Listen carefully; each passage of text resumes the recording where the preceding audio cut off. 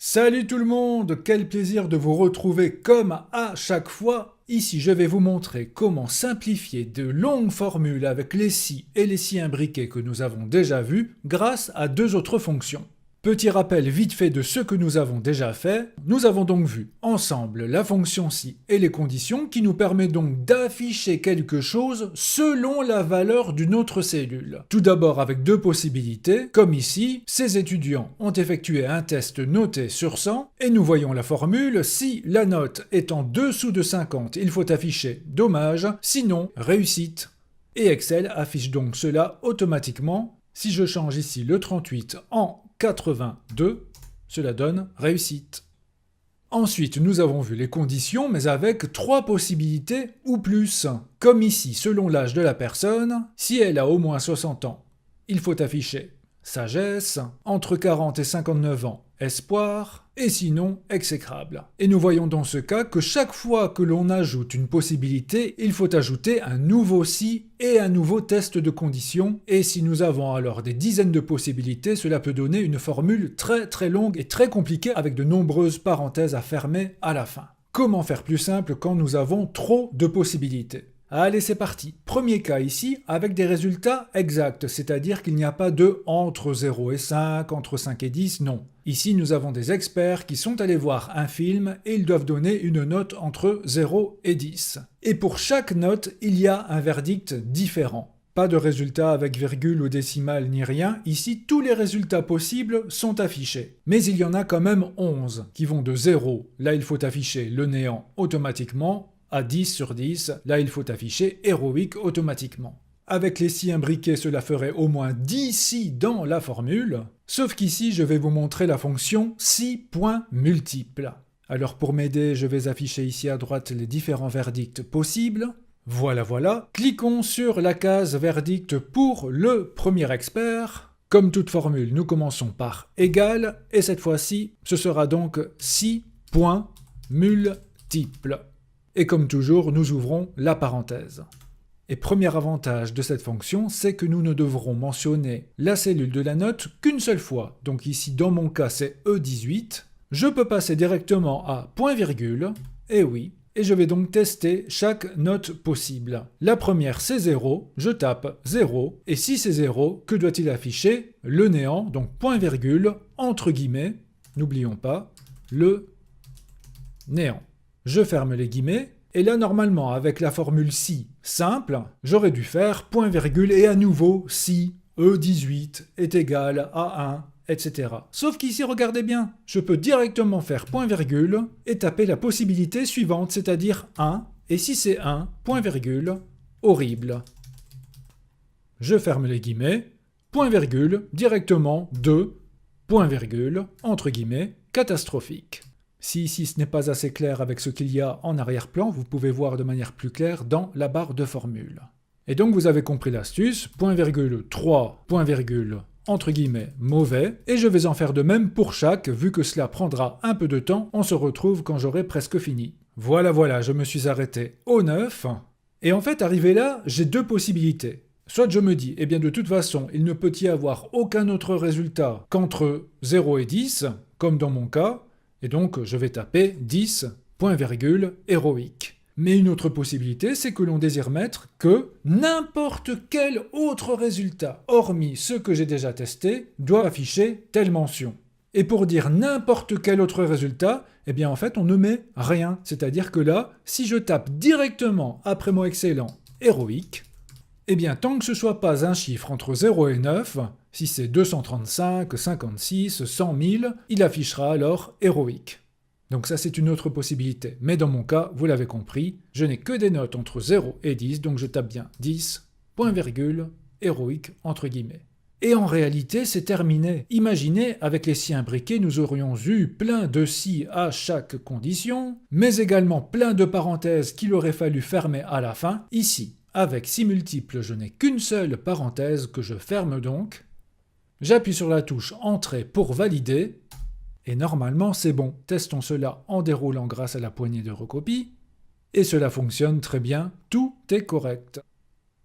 Une autre fonction pourrait nous être bien utile, c'est la fonction si.condition. Et ici, contrairement à ce que nous venons de voir, je vous conseille si point condition quand vous avez des conditions entre telle valeur et telle valeur. En clair, ici, nous avons une équipe de personnes qui jouent à un certain jeu vidéo, et selon le nombre de points obtenus dans ce jeu vidéo, ils atteignent un certain niveau. Et il faut qu'Excel affiche le niveau automatiquement selon le nombre de points obtenus.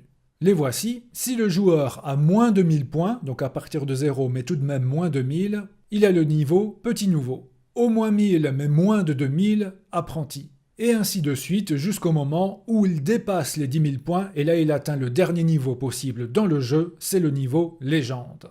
Il y a plus de valeurs possibles, mais nous sommes toujours ici à 11 possibilités. Allez, c'est parti, je me place dans la cellule du niveau pour la première personne. Je tape égal si point condition, et vous voyez qu'il faut un S à condition, et j'ouvre la parenthèse. Attention, la structure n'est pas tout à fait la même que pour si multiples. Ici, nous faisons un test logique comme nous l'avons déjà fait avec les si normaux. Donc, si cette cellule-ci, dans mon cas, c'est toujours E18, et comme je vais tester tous les points inférieurs à 1000, je vais mettre si E18 est strictement inférieur à 1000, alors forcément, point virgule, entre guillemets, ce sera un petit nouveau. Je ferme les guillemets. Point virgule. Ensuite, pour l'apprenti, au moins 1000 mais inférieur à 2000, si j'étais de l'essai imbriqué, j'aurais dû faire un nouveau si, parenthèse. Sauf qu'ici, je peux directement refaire le même test, sans si supplémentaire, mais en mettant inférieur à 2000. Donc un petit copier-coller, pim. Voilà, je change le 1 en 2, point virgule, et cette fois-ci c'est apprenti. Et ainsi de suite. Si c'est inférieur à 3000, alors c'est recrue. Nous gagnons en rapidité et en clarté. Je vais en faire de même jusqu'au dernier. Allez, c'est parti. Voilà, je suis arrivé jusqu'à grand maître. Et donc là aussi, attention si vous êtes habitué au si simple. Je vous ai montré dans une précédente vidéo que quand il ne reste plus qu'une seule possibilité, alors nous pouvons à la fin mettre directement point virgule et la dernière possibilité qui serait ici légende, puisque forcément, si ce n'est ni petit nouveau, blablabla, jusqu'à grand maître, c'est forcément légende. Mais malheureusement, cela ne fonctionne pas avec si conditions. Là, vous êtes obligé, à la fin, de quand même mettre le dernier petit test. Donc là, je n'oublie pas, avec si conditions, d'ajouter E18, et cette fois-ci, c'est 10 000 ou plus, donc plus grand ou égal à 10 000, point virgule. Et dans ce cas-là, alors, c'est une légende. Mais même constat, cette fois-ci, une seule parenthèse au lieu de 10 ou plus avec les si imbriqués, et surtout, un seul si au tout début et plus d'autres si qui se promènent à l'intérieur de la formule. Je ferme la seule parenthèse, j'appuie sur Entrée, et ça sent plutôt bon, c'est bien le niveau combattant. Je déroule grâce à la poignée de recopie, et c'est tout simplement parfait. Gianni est bien une légende avec plus de 10 000 points, Pascal est bien le petit nouveau avec moins de 1000 points. Et ces conditions à 11 possibilités tiennent en un peu plus d'une ligne, ce qui n'est pas mal. Alors question pour le Super Banco, aurions-nous pu utiliser la formule si conditions, mais pour le cas précédent? Oui, bien sûr que oui. Mais vous voyez que la formule si conditions oblige à refaire le test à chaque fois, en mentionnant la cellule du résultat à chaque fois, mais dans ce cas-ci, qui est plus simple, où nous avons un verdict pour chaque note, alors la fonction si multiple est mieux adaptée et encore plus simple, car la cellule E18 n'est mentionnée qu'en tout début et uniquement à ce moment-là. Après, nous avons pu mettre 0, 1, 2, 3, 4, ce qui est quand même sympa. Et la question contraire, aurions-nous pu utiliser le si multiple mais pour notre deuxième cas? Et là, la réponse est non, car le si multiple n'est utilisable qu'avec des valeurs exactes. Ce qui n'est pas le cas ici. Et si nous passions à un petit récapitulatif des deux fonctions pour ne pas les confondre dans leur structure, commençons par si point multiple, donc là, la formule c'est égal si point multiple, on ouvre la parenthèse, on tape les coordonnées de la cellule qui contient le résultat, point virgule, possibilité 1, dans notre cas c'était la note 0, et si c'est 0, c'est le verdict qui correspond. Directement point virgule, la deuxième possibilité, 1 sur 10, si c'est 1 sur 10, le verdict qui correspond à 1.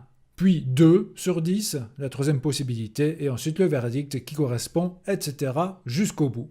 Par contre, dans la formule avec 6 points conditions, donc on n'oublie pas de mettre un S au bout de condition, égale 6 points conditions, et là, à chaque fois, nous ferons le test. Est-ce que telle cellule est plus petite, plus grande, égale à? Si c'est oui, Excel s'arrête là, affiche le verdict 1. Si ce n'est pas le cas, il passe au test suivant.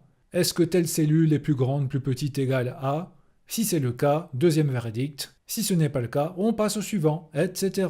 Et donc voilà d'autres possibilités pour vos tests et conditions. Certaines personnes préfèrent la logique des si imbriqués, d'autres personnes préfèrent la simplicité de si multiples ou si conditions. À vous de voir ce qui vous plaît le plus et ce qui correspond le mieux à vos projets sur Excel. Si vous ne l'avez pas déjà fait, s'abonner à la chaîne c'est super utile pour moi et pour mon travail. Je vous remercie et à très bientôt pour d'autres tutos.